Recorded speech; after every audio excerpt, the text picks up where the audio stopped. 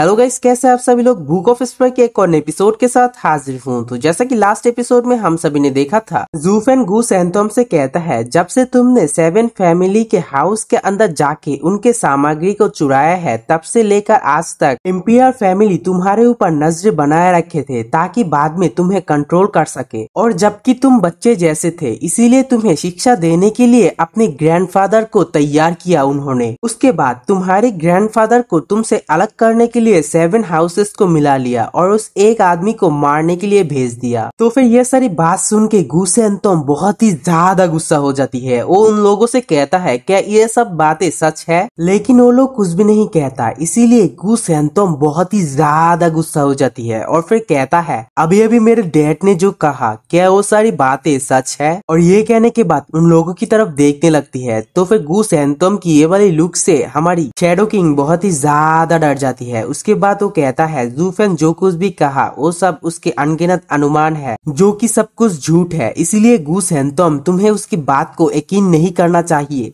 क्योंकि ज़ूफेन कैसे भी करके ये चीज तो नहीं जान सकता इतने वर्षों पहले क्या कुछ हुआ था। ये तो उसकी जन्म से पहले की चीजें हैं, तो फिर वो कैसे जान सकता था?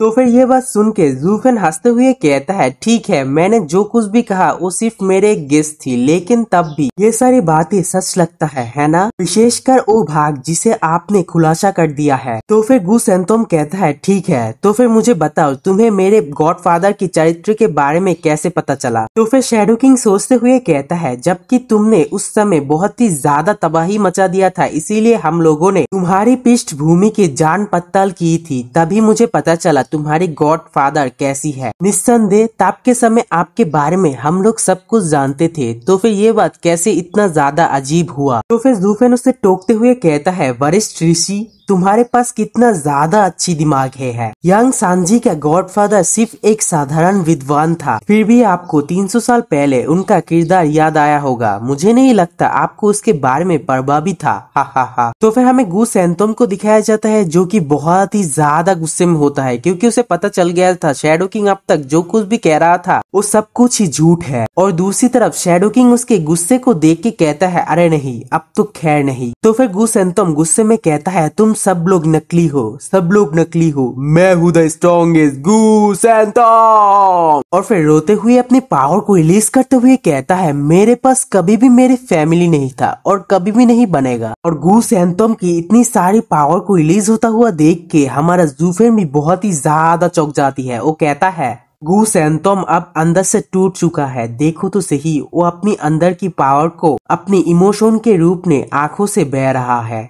गूस एंथोम की ये सारी पावर को देख के शैडो किंग घबराते हुए कहता है, गूस एंथोम, आपके ग्रैंडफादर भी हम में से एक ही था। वो इंपीरियल फैमिली की तरफ बहुत ही ज्यादा लॉयल था और बिना किसी पछतावे के खुद ही मर गया। और आपको नहीं लगता उनके धर्मपुत्र के रूप में आपको भी राष्ट्र की रक्षा करना चाहिए और उसके साथ लॉयल होना चाहिए? इस तरह से तुम भी उसके बनाए हुए नक्शे पर चल सकते हो। तो फिर गूस एंथोम कहता है, तुम चुप रहो, तुम सभी लोग ही झूठे हो। इन 300 शताब्दी तक तुम मुझसे सिर्फ झूठ ही कहते रहे हो, अब मैं तुमसे इन झूठों का बदला लेने वाला हूँ। ये कहते हुए अपनी क्लिंग की पावर को रिलीज करने लगती है, जिसे देख के सभी लोगों के मन के अंदर सिर्फ एक ही बात आता है, ये तो द स्ट्रॉन्गेस्ट गूस एंथोम है। क्योंकि गूस एंथोम जब पावर को रिलीज कर रहा था, उसे बहुत ही ज्यादा बैडेस्ट और भयानक लग रही थी, यहाँ तक कि उसकी पावर के प्रेशर की वजह से जमीन भी पूरी तरह से शैटर होने लगती है, जिसे देख के शैडो किंग और बाकी सभी लोग बहुत ही ज्यादा हैरान परेशान हो रहे थे, क्योंकि उन लोगों ने सोचा नहीं था गूस एंथोम अब उन लोगों से इसकी बदला लेने वाली है। तभी गूस एंथोम कहता है, क्लिंग की ट्रांसफॉर्मेशन, हैंड टू लेग। उसके बाद उसके पैर को दिखाया जाता है, उसकी मसल को दिखाया जाता है, जैसा कि हमने आखिरी बार देखा था। लेकिन जब गूस एंथोम अपनी ट्रांसफॉर्मेशन को कंप्लीट ही करने वाला था, तब ज़ूफेन उसके पास आते हुए कहता है, युवा सांजी, ये दुनिया सच्चाई, झूठ और ढकी हुई सच्चाई से भरी पड़ी हुई है। और फिर यंग सांजी को अपनी बाहों में लेते हुए कहता है, और इस झूठ के बीच में ही असली सच्चाई छुपी हुई है। 300 साल पहले होने वाली घटना झूठ भी तो हो सकती है,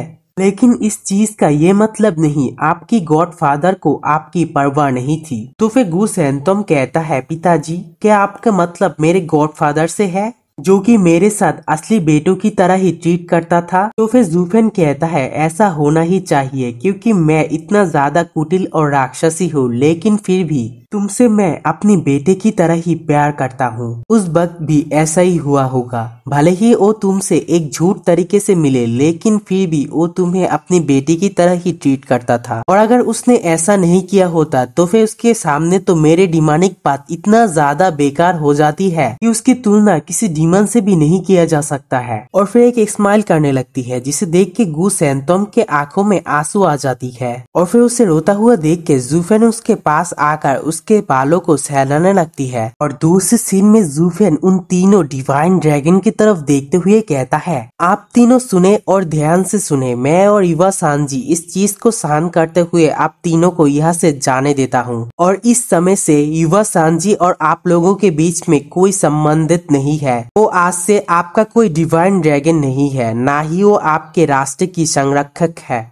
क्या मैंने इस चीज को स्पष्ट कर दिया है? उसके बाद शैडो किंग को सोचते हुए कहता है, ठीक है, आज से शपथ हट गया है, हम फिर मिलेंगे। ये कहते हुए वो वहाँ से चले जाने लगती है। और दूसरे सीन में मास्टर सीमा भी वहाँ से उड़ते हुए चले जाने लगती है, जिसे देख के फैन क्यूबाई जूफेन से कहता है, जूफेन तुम्हारे स्टाइल के साथ क्या तुम्हारे हित के लिए हमारी जिंदगी को लूटने के लिए ये मौका नहीं लेना चाहिए? तो फिर क्यों? उसके बाद जूफेन कहता है, क्या आपको लगता है मैं ऐसा आदमी हूँ जो कि मेरे दिल के अच्छाई के लिए आपको यहाँ से जाने दे रहा हूँ? और फिर हंसते हुए युवा सांजी की तरफ देखते हुए कहता है, मैं ये सारे चीज युवा सांजी के लिए ही कर रहा हूँ, क्योंकि मैं नहीं चाहता उसके अंदर नफरत के आग जल उठे और उन्हीं नफरत की वजह से अंधा हो जाए। तो फिर ये बात सुन के फैन क्यूबाई शॉक्ड हो जाती है और फिर एक स्माइल करते हुए कहता है, महान प्रबंधक जुओ, क्या बदला लेने पर तुले हुए लोगों को नियंत्रित करना इतनी आसान कब से बन गया आपके लिए? उसके बाद फैन क्यूबाई स्माइल करते हुए कहता है, मुझे लगता है आप दुनिया के बाकी हिस्सों के लिए एक जंगली व्यक्ति है, जबकि अपने लोगों के लिए काफी विचारशील है। उसके बाद जूफेन उबासी लेते हुए कहता है, तो क्या हुआ, इसके साथ आपका क्या लेना देना है? दूसरी तरफ फैन क्यूबाई कहता है, कुछ नहीं,